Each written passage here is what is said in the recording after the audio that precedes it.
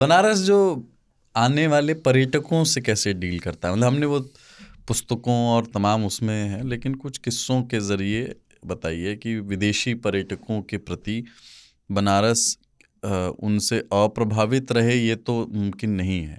तो क्या उनके अप्रभावित दिखे ये मुमकिन है। हाँ तो वो लेकिन कैसा है, मतलब वो परस्पर संबंध, जैसे यहाँ किसी और शहर में हो तो हो सकता है कौतुक का भाव हो, पर वहाँ वो कौतुक है या नहीं है, या कोई मदद पूछने आया आपसे, रास्ता पूछने आया, तो बनारसी कैसे उसको रास्ता बताते हैं, उसको बनारस का ही अस्थायी नागरिक मान लिया जाता है या नहीं? ये बनारस के पास उच्चारण का भी ज्ञान बहुत है। बिल्कुल।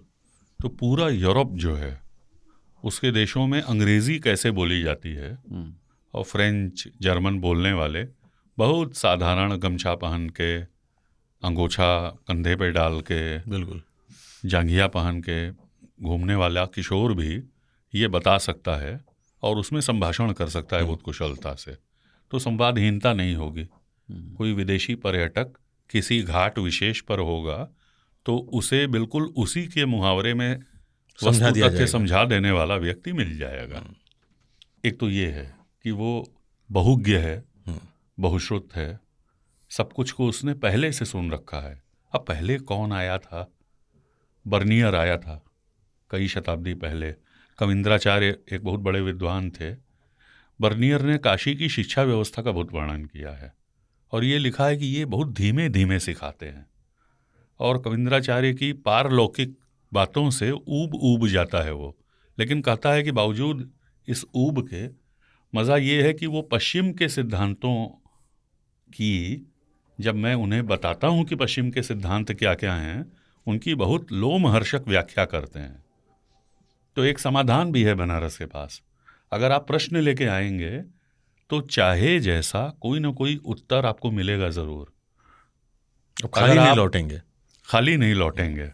अगर आप नागरी प्रचारणी सभा का पता पूछ रहे हैं रिक्शे वाले से, तो हो सकता है वो नागरी प्रचारणी सभा न बता पाए। नागरी प्रचारणी सभा को नहीं जानता, साहित्य और संस्कृति की सेवी संस्था को।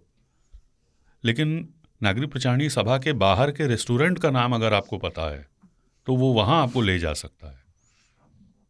तो आपको जानना रेस्टोरेंट को भी होगा। बनारस को जानना है सभा को तो रेस्टोरेंट को भी जानना होगा।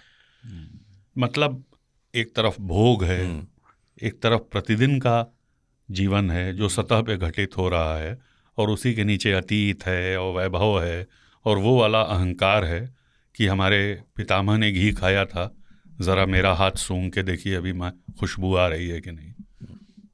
ये भी है एक तरह का स्वैग, मूल निवासियों में होता ही है हर जगह। और वहाँ का हर विदेशियों, आदमी महादेव है। हाँ हाँ, हर आदमी महादेव है।